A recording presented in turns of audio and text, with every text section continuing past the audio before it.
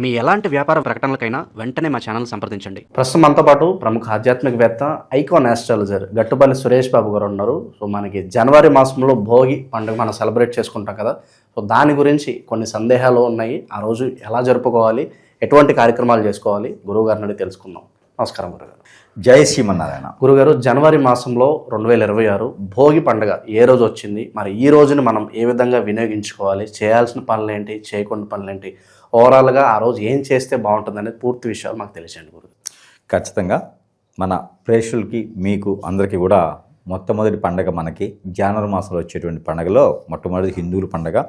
ఇది మతాల సంబంధం లేకుండా చేసుకునే ప్రకృతి పండగ అని చెప్పొచ్చు. ఏది సంక్రాంతి అయితే కనుక ఇది హిందువులకే కాదు ప్రతి మతస్థులు చేసుకోవచ్చు. అందరికీ కూడా సంక్రాంతి, కనుమ, భోగి శుభాకాంక్షలు తెలుపుతూ, అలానే ఈరోజు భోగి పండగ ప్రత్యేకమైనటువంటి విషయాలు అందరికీ ప్రజలకు తెలిసినప్పటికీ కూడా నాకు తెలిసిందిగా పంచుకోవడం అనేది నా ధర్మం కాబట్టి కొంతమేర అయితే చెప్పేదానికి ప్రయత్నం చేద్దాం.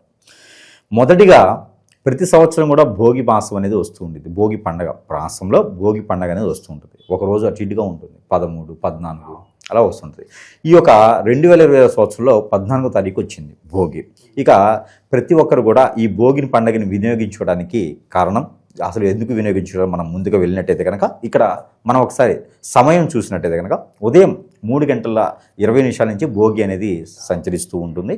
ఈ భోగి అనేది అంటే సూర్యగ్రహణం ప్రకారంగా ముందుగా కాకుండా దీనికన్నా అంటే బ్రాహ్మీ ముహూర్తం తర్వాత, బ్రాహ్మీ ముహూర్తం ఏంటంటే 3:05 మొదలైంది. బ్రాహ్మీ ముహూర్తంలోనే భోగి కూడా సంచరించడం అనేది గొప్ప విషయం. 3:20 మొదలవుతుంది. అక్కడ అందరూ కూడా తలస్నానాలు ఆచరించేసి ఇష్టదైవాన్ని కొలుచుకోవచ్చు. పలాని దైవం అనేది ఏమిటి, ప్రకృతి పండగ ఇది కాబట్టి పలాని దైవం అనేది లేకుండా ఏ దైవాన్ని ఇష్టదైవాన్ని తలుచుకోవచ్చు. ఇక సమయం అయితే కనుక 3:20 నుంచి ఉంది కాబట్టి 8 గంటల లోపే కనుక పూజలు విధానం చేసుకుంటే కనుక చాలా అద్భుతంగా ఉంటుంది. భోగి మంటలో గురుగారు చాలా వరకు పాత వస్తువులు వేస్తూ ఉంటారు. అసలు శాస్త్రం ప్రకారం మనం ఏ వస్తువులు వేయాలి, ఏ వస్తువులు వేస్తే మనకు బాగుంటుంది అంటారు? అంటే ముఖ్యంగా మనం చూసుకున్నట్టయితే కనుక ఇది మనం అనుకున్నాం ప్రకృతికి సంబంధించిన పండగ అని. ఇక్కడ మనం ఏం కావాలి, ప్రకృతికి సంబంధించిన పండగ అనగానే ఏం ఆలోచించాలి అంటే ఇంట్లో ఉన్నటువంటి పనికిరానటువంటి వస్తువులు అవి ఉండడం వల్ల మనకి ఇంట్లో అనేజీ ఉంటుంది. వాడినటువంటి వస్తువులు ఉంటే బూజేసి పురుగులు పట్టి అలానే దానికి కీటకాలు ఏర్పడతాయి. ఆ కీటకాలు ఏర్పడటం వల్ల ఈ కాలం ఏంటంటే చలికాలం నుంచి ఎండాకాలంకి వెళ్ళిపోతాం. అవన్నీ పొట్లిపోయి ఉంటాయి. అవన్నీ కూడా ఉండడం వల్ల అనారోగ్య పాలవుతూ ఉంటాం. కాబట్టి అవన్నీ ఒకప్పుడు ఏం చేసేవారంటే పారేటువంటి నీటిలో వేసేవారు కాదు, అగ్నికి ఆహుతి చేసేవారు. ఒకప్పుడు ఏంటంటే నీళ్లు స్వచ్ఛంగా ఉండాలి, చెరువుల కుంటల్లో నీళ్లు తెచ్చుకుని తాగేవారు. గుర్తుందా మనందరికీ? ఈ రోజులు కూడా పల్లెటూరులో అలానే చేస్తూ ఉంటారు. అవన్నీ తాగినప్పుడు రోగాల నొప్పులు ఏమి ఉండవు మనకి. కానీ అలాంటి చెరువుల్లో వేయకూడదు, అదే ఎవరికి దానం ఇవ్వకూడదు. పూర్వీకుల వస్తువులు కానీ పూర్వీకులకి సంబంధించినవి కానీ మనం వాడేటువంటి వస్తువులు ఎవరికి దానం ఇవ్వకూడదు. ఒకప్పుడు కాదు, ఇప్పుడు కూడా మన టెక్నాలజీ ప్రకారం కూడా మారినప్పటికీ ఏ టెక్నాలజీ వచ్చినా, మెటావర్స్ టెక్నాలజీ వచ్చినా కూడా ఈ రోజు కూడా చేతబడులు ఇప్పుడు నిజాలు ఉన్నాయి. మనం వాడేటువంటి వస్తువులు ఎవరికైనా ఇస్తే వాటి మీద ఏదైనా చేయించవచ్చు మనమే వ్యసనంతో. ఇవన్నీ మూఢనమ్మకాలు కాదండి, వాస్తవాలు. మన పెద్దవాళ్ళు మనకి చెప్పినటువంటి పాఠాలు ఇవి. మన వస్తువులు ఎవరికైనా ఇవ్వండి, ఖచ్చితంగా 2 రోజు మీకు జ్వరమో ఫీవరో లేకపోతే తలనొప్పి వస్తుంది. ఆ వస్తువుతో వాడు ఏం చేస్తాడో తెలియదు. కాబట్టి ఎవరికి కూడా మనం వాడుకునే వస్తువులు ఇవ్వకూడదు. అలాంటి వస్తువులు ఇంట్లో మనం వాడినే ఉంటాయి కదా పాతవి, అవన్నీ కూడా అగ్ని ఆహుతి చేయాలి. ఆహుతి చేయాలంటే మనకి ప్రకృతికి సంబంధించిన పండగ భోగి. భోగి పండగ రోజే చేయాల్సిన అవసరం ఏంటి, ఎప్పుడైనా తగలట్టవచ్చు కదా అంటారు. దానికి సందర్భం ఉంది. భోగి అనగానే ఇక్కడ ధనుసు రాశిలో ఉన్నటువంటి రవి భగవానుడు మకర రాశికి సంచరిస్తూ ఉంటాడు. ఈ సంచరించేటువంటి సమయంలో ఈ చలి ఉండేటువంటి కాలం మారుతూ ఉంటుంది. ఎండాకాలం వచ్చేటువంటి సమయం అది. ఇక్కడ ఋతువులు మారుతూ ఉంటాయి. ఈ ఋతువులు మారేటువంటి సమయంలో ఈ చలి చిమచిమా అంటూ వెళ్తుంది. ఈ చలి చిమచిమా అంటూ వెళ్ళే సమయానికి మన బాడీలో చర్మం అంతా పగిలి ఉంటుంది. చలికాలంలో బాడీలో చర్మం అంతా పగిలి రంధ్రాలు పడేసి లోపల నుంచి బ్లడ్ కూడా వస్తుండేది. ఒక్కొక్కరికి స్కిన్కి సంబంధించినది, చర్మం పొడిగా ఉన్న వారికి అయితే ఆ ఫేస్ కూడా అంగవైకల్యంగా ఏదో పెద్దవారి లాగాన ఉండిపోతుంది. చలికాలం మొత్తం అలానే ఉండిపోతాం. అయితే దేవుని సంబంధించిన దీక్షలో చాలామంది ఉంటారు. చలికాలంలోనే మాలలు వేసుకుంటూ దీక్ష తీసుకుంటూ ఉంటారు.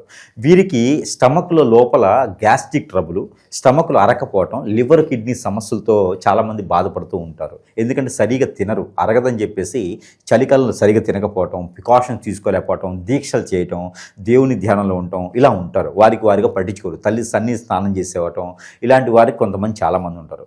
వీరందరికీ కూడా ఒకేసారి మనం తినడం ద్వారా 4 రోజులు మీరు తినకుండా ఉన్నారంటే 4 రోజులు మీరు తినగలుగుతారా? తినలేరు. ఒకే రోజు తినాలంటే తినలేరు. కాబట్టి అన్నీ కూడా లూజ్ అయిపోవాలి, మనకి బాడీ అంతా కూడా మన ఫిట్నెస్ రావాలి, మన బాడీ మన పూర్వచర్మం కావాలి. కాబట్టి ఆ అగ్నికి హావుతవుతూ ఇవన్నీ వస్తువులు అగ్ని హావుతవుతూ మనం ఆవిరి తీసుకుంటూ ఉంటే మనలో ఉన్నటువంటి నెగిటివిటీతో పాటు ఏదైనా చెడు క్రియలు ఉన్న వాటితో పాటు మనలో ఉన్నటువంటి దీక్ష తీసుకుంటాం కదా, ఆ దేవుని అనుగ్రహం మనకు కావాలి అంటే అగ్నిహోత్ర చేయాలి. అగ్నిహోత్ర అంటే మన ఒకప్పుడు గురువులు చేసేవారు అగ్నిహోత్ర. ఈ రోజుల్లో ఏ దరిద్రుడు చేయట్లా. అగ్నిహోత్ర అని ఉండేది. అగ్నిహోత్ర అంటే మనం ఏదైనా సాధన చేసేప్పుడు, నేర్చుకునేటప్పుడు, మనం ఏదైనా కోరినప్పుడు, కోరికలు తీరాలి అని పెళ్లిలో అగ్నిహోత్రం చేస్తారు, హోమగుండం దాలుస్తారు. అదేవిధంగా ఒకప్పుడు మనకి ఏదైనా కార్యాచరణ కావాలంటే అగ్నిహోత్రం చేసుకోండి అని చెప్తారు. జంజం చేసుకొని, సంజీవదనం చేసుకొని అగ్నిహోత్రం చేసుకోండి అని చెప్తారు. ఈ రోజుల్లో చెప్పేనాదు లేడు, దాని మంత్రోచ్చారణ లేదు, చేసేవాళ్ళు లేడు. ఉన్నారు ఎక్కడో దగ్గర, వాళ్ళు కనపడరు బయటికి. నా మంచి వాళ్ళు ఉన్నారు, వాళ్ళు బయటికి కనపడరు. పనికిరాని పబ్లిసిటీ చేస్తూ ఉంటారు అన్నమాట, పనికిరాని వాళ్ళు, వాళ్ళకి ఏం తెలియదు వాళ్ళు. అయితే ఈ అగ్నిహోత్ర అనే దానికి ఎవరు చేసుకోలేరు. అప్పుడు రాజులు, మంత్రులు, లేదంటే మంచి స్థానంలో ఉన్నవారు, మన కామన్ గురువులు చేసేవారు, అగ్నిహోత్ర చేసేవారు. అప్పుడు అగ్నిహోత్ర చేస్తూ వారి వరకు బాగుంటుంది.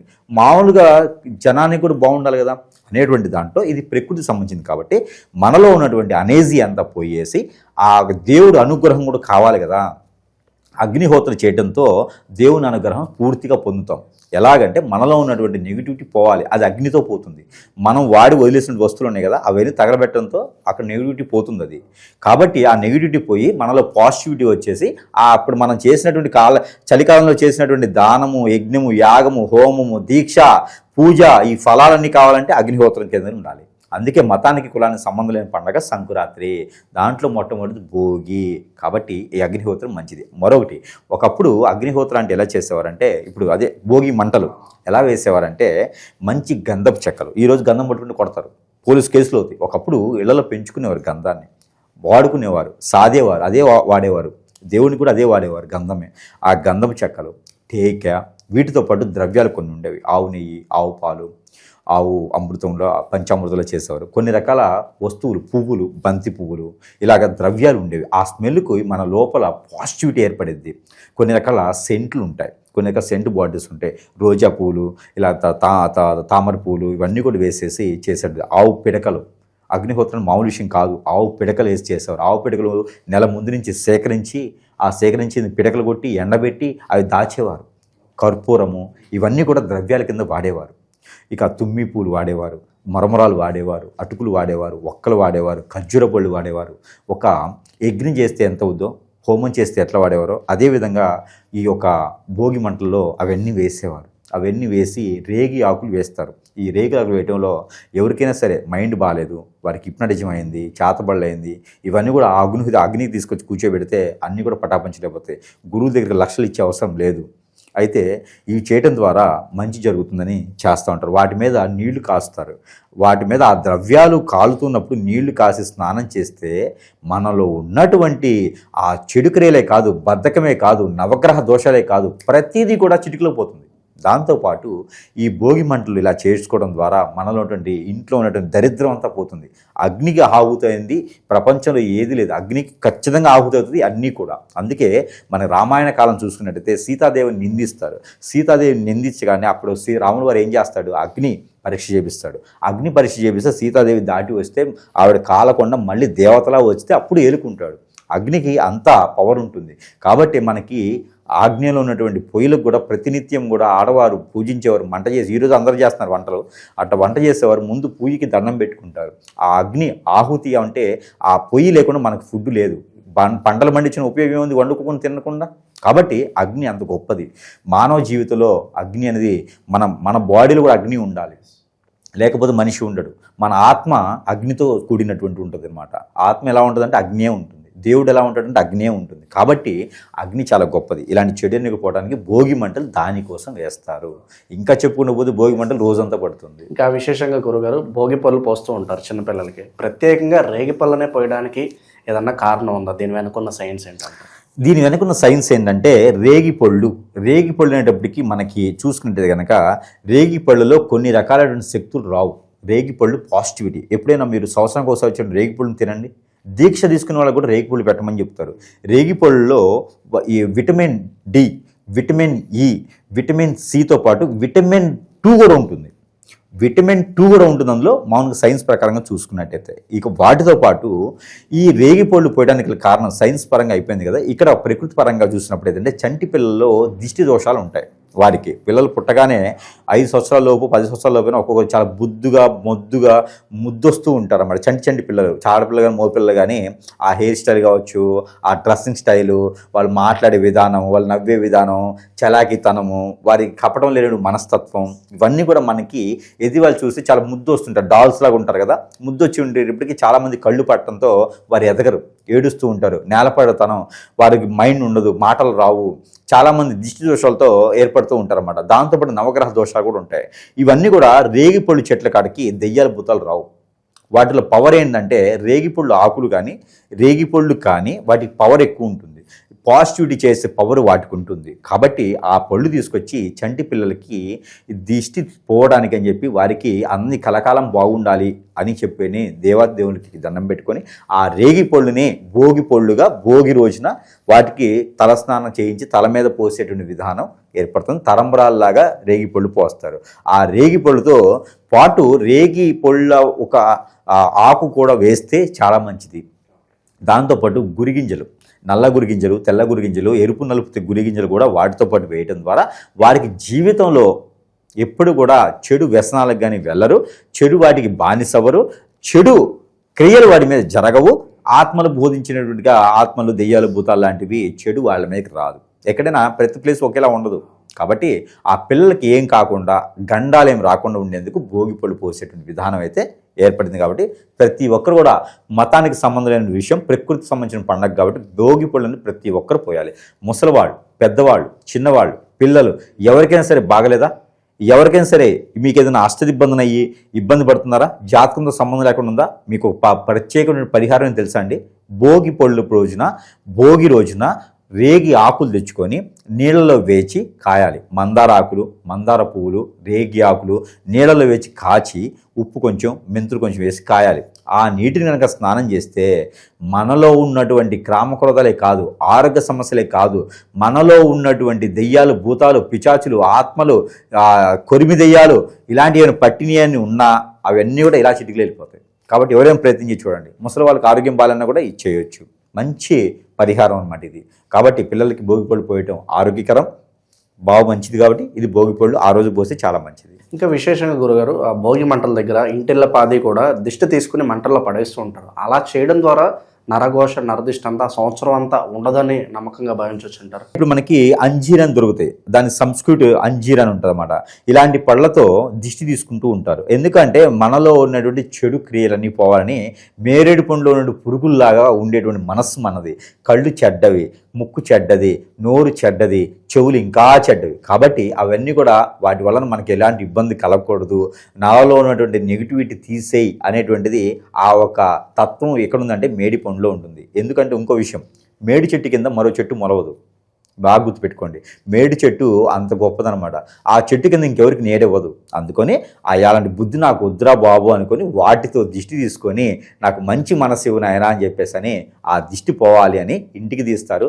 మనకి తీసుకొని ఆ భోగి పళ్ళలో, ఆ భోగి మంటల్లో వేస్తే మనలోని క్రామక్రోధాలన్నీ తొలగిపోవాలి, ఈ ప్రకృతి నుంచి వచ్చి లభించే వైరస్ ఏది నా జోలు రాకూడదు అని దండం పెట్టుకుంటే కనుక ఆ మంటలతో అది వెళ్ళిపోతుంది. కాబట్టి మేడి పళ్ళు, ఇదేమంటే అంజీరు పళ్ళుతో దిష్టి తీసుకుంటే చాలా మంచిది.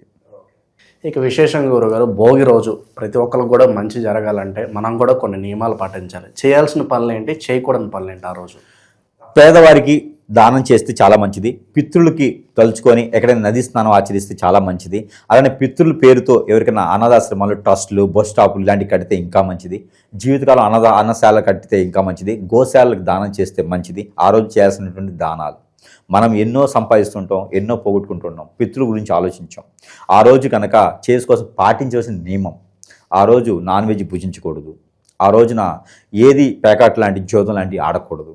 కోడి పందాలన్నీ పెట్టకూడదు. వాస్తవంగా అయితే పెట్టకూడదు. ఇక్కడ పెడుతూ ఉంటారు మన ప్రాంతాల్లో అయితే. అవి పెట్టి చేయకూడదు. ఎందుకంటే పెద్దలు శోభిస్తూ ఉంటారు. అలాంటి కోడి పందాలు, బెట్టింగ్ లాంటివి పెట్టకూడదు.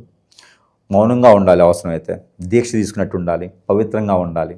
ఆ రోజు నేలపడకతనం చేయాలి, పెద్దలకి తలుచుకోవాలి. ఆ రోజు భుజించేటువంటిది వంట అంతా కూడా రోడ్డు మీద పెట్టుకొని చేసుకోవాలి. భోగి మంటలు వేస్తాం కదా, అదే సమయంలో అరిసెలు, పొంగలి, అలానే చక్కెర పొంగలి ఎలా చేయాలంటే చెరుకు రసం ఉంటుంది కదా, కొత్త బియ్యం వస్తాయి, కొత్త బియ్యంలో పాలు పోసి చెరుకు రసాన్ని పోయాలి, అందులో ఇలాచీలు అన్నీ కూడా వేసుకొని దాంట్లో డ్రై ఫ్రూట్స్ అన్నీ కూడా వేసుకొని అలాంటి పొంగల్ని స్వామివారి కోరిక కాకుండా పితృలు కూడా పెట్టి చేసుకుంటే కనుక పితృల యొక్క శాపం, పితృల దోషం, పితృల యొక్క శోభ లభ్యపడుతుంది. కాబట్టి అవన్నీ కూడా శాంతి పొందగలుగుతాయి, మనలో కార్యాచరణ మొదలవుతుంది, అన్నీ కూడా శుభకార్యాలు నిర్వర్తిస్తారు. కాబట్టి ఎవరింట్లో అయినా శుభకార్యం కావాలి, నేను బాగుపడాలనుకున్న వారు చేయకూడదు అనేది మరొక విషయం.